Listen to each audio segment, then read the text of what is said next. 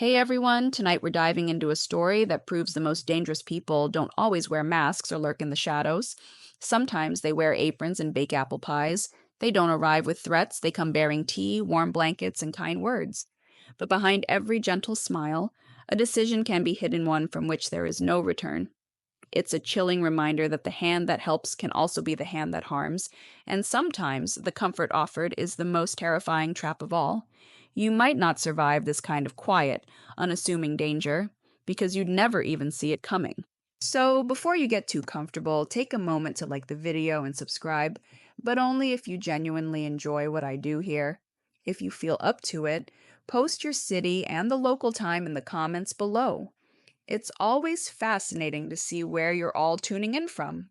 Now, dim the lights, maybe put on a fan for some gentle white noise, and let's embark on tonight's journey together.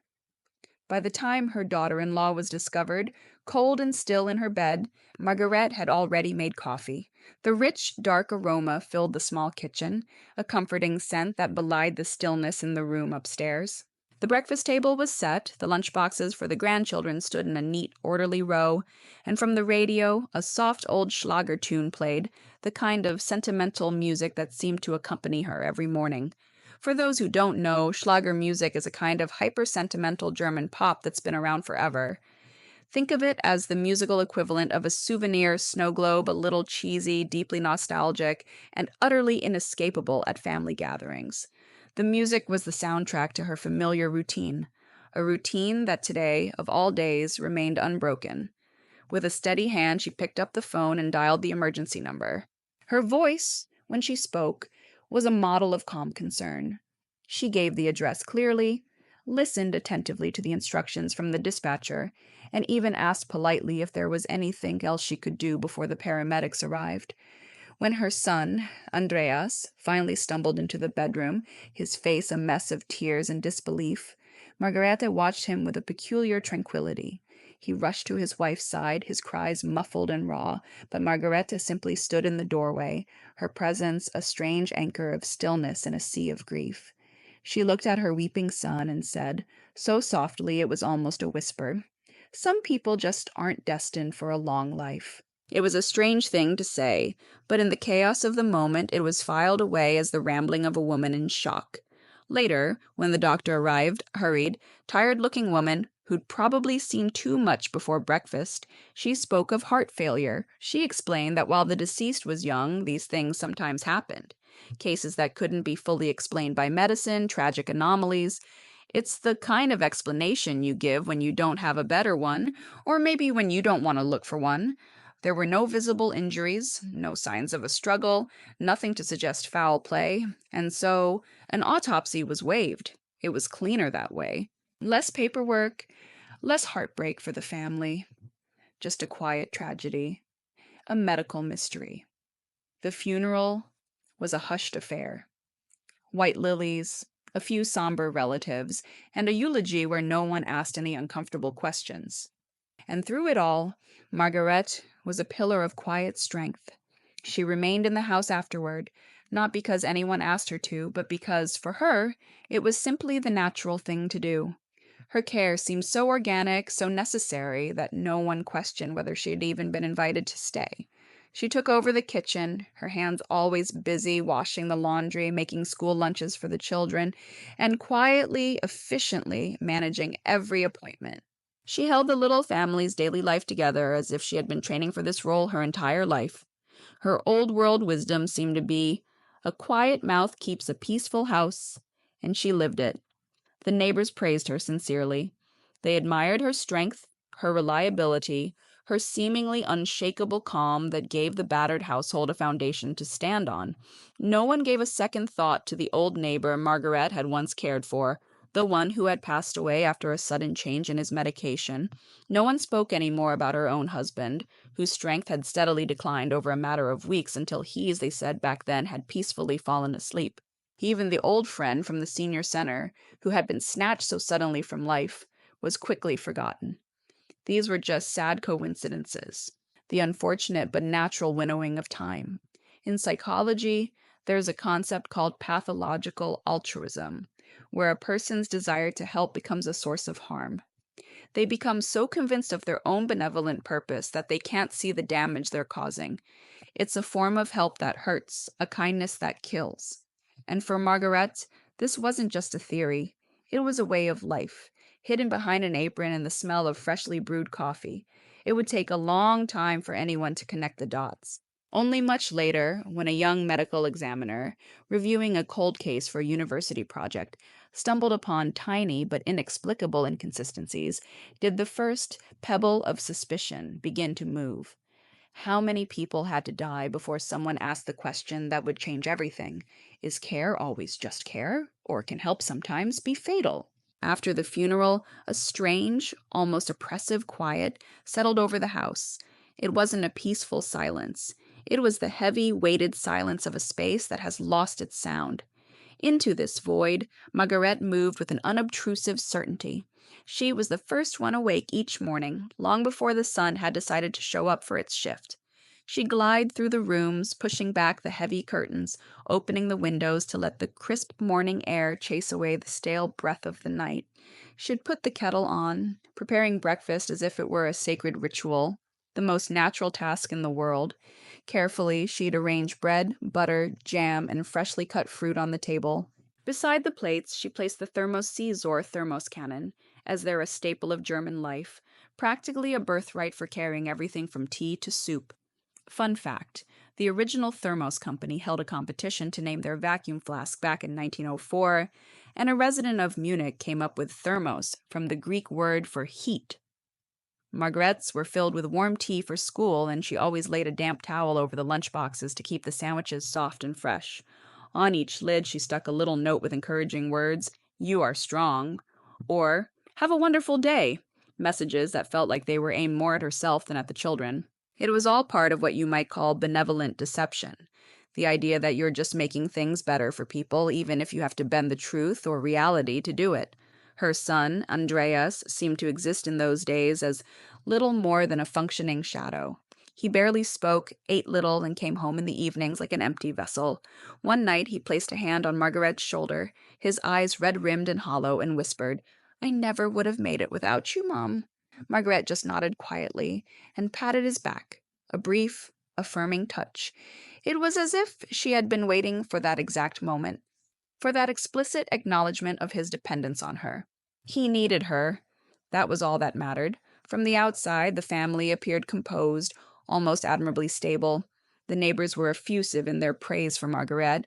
They spoke of her strength, her reliability, and how lucky the family was to have her. "She's an angel," one of them said to another over the garden fence. "An absolute rock." No one ever thought to ask how Margaret was truly feeling, because everyone simply assumed she was coping on her own. They imagined she always had. It's funny how we project strength onto quiet people, assuming their silence is resilience and not something else entirely.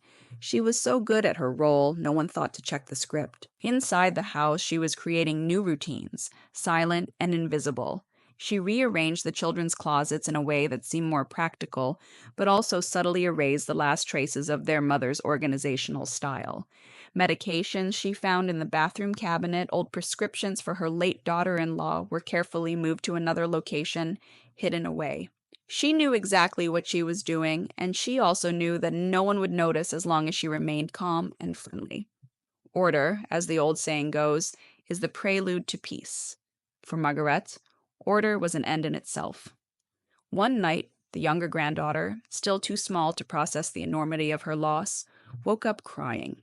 She tiptoed into the kitchen, a trembling little figure in the dark, and clung to Margaret, who lifted her onto her lap without a word. Margaret gently stroked the child's back, humming a tuneless melody, and prepared a cup of tea, sweetening it with half a spoonful of sugar. The little girl drank it slowly, her eyes half closed, her body relaxing against her grandmother's embrace. After a while, her small hand went limp in Margaret's. With practiced care, Margaret carried her sleeping granddaughter back to bed, tucked her in tightly, and sat beside her for a moment just to make sure her breathing was deep and even. Later, Margaret stood alone in the kitchen again. She washed the already clean dishes from the drainer, drying each piece with meticulous care and placing it back in the cupboard in its exact spot. She was like a ghost who tidies up, leaving everything so perfect it's almost suspicious. She then looked out the window into the silent, moonless night, and she knew, with absolute certainty, that the next morning no one would ask why the child had slept so deeply and so dreamlessly that she hadn't even heard her alarm clock. It was just another small, helpful gesture, another bit of chaos smoothed over into perfect, silent order.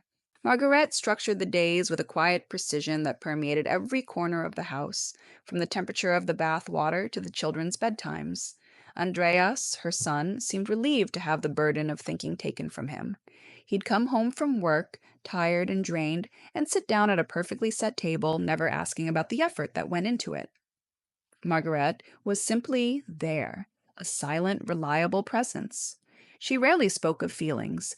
Instead, she observed, listened, and offered advice that never seemed intrusive, but rather slipped into the conversation at the precise moment of greatest vulnerability. And as she expanded her control in this way, she changed little things so quietly it was hardly noticeable. The children, for instance, no longer got hot cocoa for breakfast, which was probably a tragedy of Shakespearean proportions for them. Instead, they were served a mixture of oat milk and honey. Gradually, their favorite sugary snacks vanished from the pantry, replaced by neat rows of various herbal teas. "Just to help you relax," Margaretti said gently when the older granddaughter, Sophie, asked one day why the tea sometimes tasted so bitter. Her voice was so warm, so full of care, that the girl didn't sense the quiet resistance that lay behind this new world order. It's an old piece of wisdom that what heals can also harm if the hand that administers it is unwise, or, in this case, a little too wise for anyone's good. No one asked questions. Andreas was just thankful the children were calmer. They weren't crying at night anymore. They weren't waking him from the precious few hours of rest he managed to get. He even praised Margaret one evening, stroking her arm fleetingly. "I don't know what you've done, Mom," he said, "but they're finally back to their old selves." Margaret just smiled her still, quiet smile and nodded, saying nothing. His validation was all the confirmation she needed. In the evenings, when the house was finally silent, she would sometimes sit alone in the living room. On the table in front of her lay an empty notebook, a steaming cup of her own tea beside it. She didn't write in it often, but when she did, her handwriting was so clean and clear that each line looked like an entry in a meticulously kept logbook. For centuries, women kept receipt books, which weren't just for food recipes, but also for herbal remedies, soaps, and tinctures, a record of how to run a household and keep its occupants healthy. Margaret's book was a darker version of that tradition. It contained names, dates, and observations recorded with a stark, emotionless clarity. Next to the name of her deceased daughter-in-law, there was only a brief note. Heart too weak, no control. One day, a neighbor rang the doorbell, an elderly woman who lived alone down the street and had heard about Andreas's loss. Margaret politely invited her in, served her coffee, and listened intently as the woman complained about her hip pain, her insomnia, the loneliness that sometimes felt heavier than any physical ailment. It was the standard bingo card of old age complaints. Margaret said very little. She just listened, with that patient, understanding smile that could achieve more than any words of pity. As the woman was leaving, Margaret pressed a small, folded piece of paper into her Honda recipe for a calming herbal tea. "Better than anything from the pharmacy," she said softly. The next day, the neighbor returned with a homemade cake, beaming, and mentioned that she'd slept better than she had in months. Later, when she was alone again, Margaret opened her notebook and wrote, "Effect was positive." This is where things drift into the territory of a deeply disturbing psychological condition, what some might call Munchausen syndrome by proxy, where a caregiver fabricates or induces illness in a person under their care. The motive is complex, but the action is simple, to create a problem that only you can solve. The cough, when Sophie first mentioned it, sounded harmless. She sat at the breakfast table, rubbing her tired eyes, and mumbled that her throat felt a little scratchy. Margaret leaned over, placed a hand on her forehead, and said in that gentle voice of hers, "It's nothing serious, dear. Probably just the changing weather." She gently pushed the child's teacup closer. The brew smelled of herbs, as usual, but this time a heavier, slightly bitter scent hung in the air, a note she tried to mask with an extra dose of sugar. When Andreas left for work, he called over his shoulder that she should call a doctor if Sophie got worse. Margaret nodded and smiled reassuringly. She never made the call. Instead, she turned the living room into a makeshift sick bay, proving once again that she was the only one they really needed. She arranged a soft blanket on the sofa, half closed the curtains to create a dim, restful atmosphere, and put on a CD of a quiet audio story, probably something about a talking badger who learns the importance of sharing, the kind of content that is mind-numbing for adults but apparently gold for kids. She gently settled Sophie onto the cushions. The child seemed listless, but not truly sick in a way that would demand immediate medical intervention. Margaret sat beside her, observing her with a placid, tender expression that, from the outside, looked like pure devotion. When the talking badger had presumably learned his lesson, she offered Sophie a second cup of tea. This one was from a special blend retrieved from a small, unassuming glass jar she kept on the highest shelf of the kitchen cabinet. Sophie drank it slowly, without suspicion, and soon fell into a deep, quiet sleep. Margaret stayed for a while, stroking her forehead, her touch almost gentle, but her eyes held something else, a distant, calculating quality that went far beyond simple care. The next morning, Sophie was pale. She complained of dizziness, had a slight fever, and moved sluggishly, as if her limbs were weighed down by an invisible burden. Andreas, finally sensing that this was more than a common cold, insisted they call a pediatrician. But Margaret waved it off, friendly but firm. "It's nothing serious," she said, her tone soothing. "Children just need rest sometimes. Medicine isn't always the answer." And Andreas, exhausted and so profoundly grateful for any semblance of stability, relented. He was so desperate for the fragile peace of his household not to be shattered again that he accepted her judgment without question. Later, when the house was quiet, Margaret stood in the kitchen and opened her notebook. She wrote a short, precise entry under Sophie's name, noting the date, the symptoms, and a final chilling line. Mixture well tolerated, effect gentle, but persistent. No adverse reaction. It's a perfect illustration of what the political theorist Hannah Arendt called the banality of evil. Margaret wasn't a cackling villain from a fairy tale. She was a meticulous administrator of what she saw as necessary outcomes, her evil expressed not in rage, but in neat handwriting and carefully measured doses. But the carefully ordered world she had built was about to develop cracks. A few days later, the morning mail brought a cream-colored envelope tucked between a utility bill and a grocery store flyer. Margaret opened it in the kitchen. The paper inside was folded messily, almost crushed, as if stuffed into the envelope in a hurry. Only 2 sentences were written on it. "Remember Sophie K. She was also in your care. Manfred." For a moment, Margaret just held the paper, her face a blank mask. Then she carefully folded it, returned it to the envelope, and crumpled the whole thing into a tight ball, tossing it into the trash with the coffee grounds. She wiped her hands on a clean dish towel, a mechanical gesture, as if she could wipe away the words themselves. The past, however, is rarely so easily discarded. Anonymous letters are a strange feature of criminal history.